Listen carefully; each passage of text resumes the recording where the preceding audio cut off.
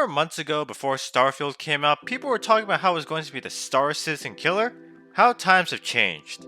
If I had said that Starfield might kill Xbox instead, people would look at me like I had 3 eyes, but here we are. So while I was making my previous video, news came out that Starfield and other Xbox exclusives might be coming to other platforms, mainly the PS5, which shocked everyone. I guess that's what happens when I take 3 fucking weeks to make a video. When confronted with this, Phil Spencer didn't deny it. He just said we'll be talking more about the future of Xbox next week, which is pretty damn close to a confirmation. And according to some sources, which should be taken with a grain of salt, there were lengthy debates between senior executives on whether or not their games should stay exclusive or open up to other platforms. And it looked like the openers won out in the end, cause money. So how do we get here? Well, let's look back at the Microsoft leaks. Last September, a lot of internal emails got leaked during a court battle between the FTC and Microsoft, and it revealed a lot about the state of Xbox. In January of 2022, Microsoft stated they had 25 million Game Pass subscribers, and it wasn't until September last year that a LinkedIn profile of an Xbox employee stated it was more than 30 million. There are estimates that it may be as high as 33 million subscribers at the end of 2023, but that's about it. Now why do I say this? According to this leaked internal graph by Microsoft, they forecasted to hit more than 40 million subs by fiscal 2023 and more than 45 million by fiscal 2024, and they're nowhere near that. And even if they did hit those targets, that still might not be enough. Spencer himself said that if Game Pass doesn't grow fast enough, Microsoft would exit the gaming business by 2027. What does this have to do with Starfield?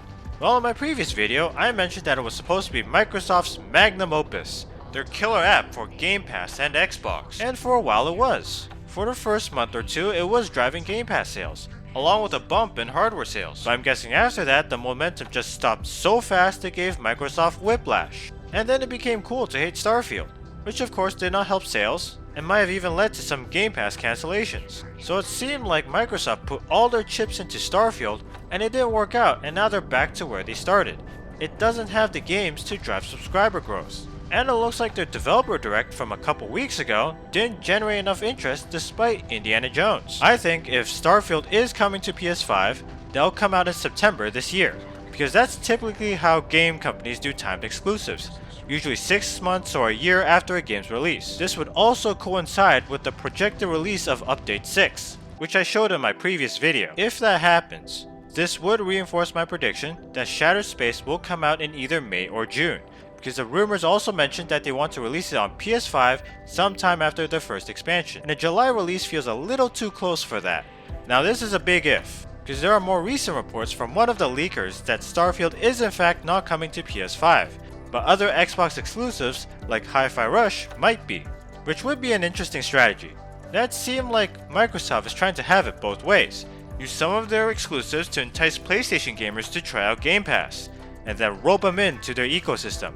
I don't know if that'll work though. And when a leaker says he's wrong before the announcement, to me it sounds more credible because it's more gutsy to admit that than sticking with it.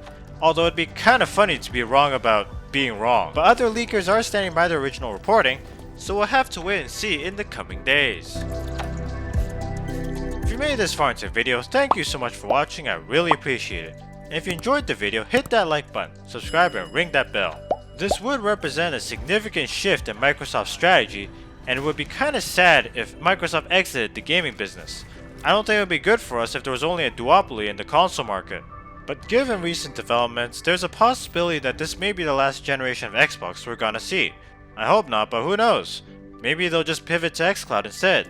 Can't blame them for going for more money, and the leak certainly didn't help them. In the meantime, if you want to know what else is in store for the future of Starfield, then I highly recommend you watch this video right here.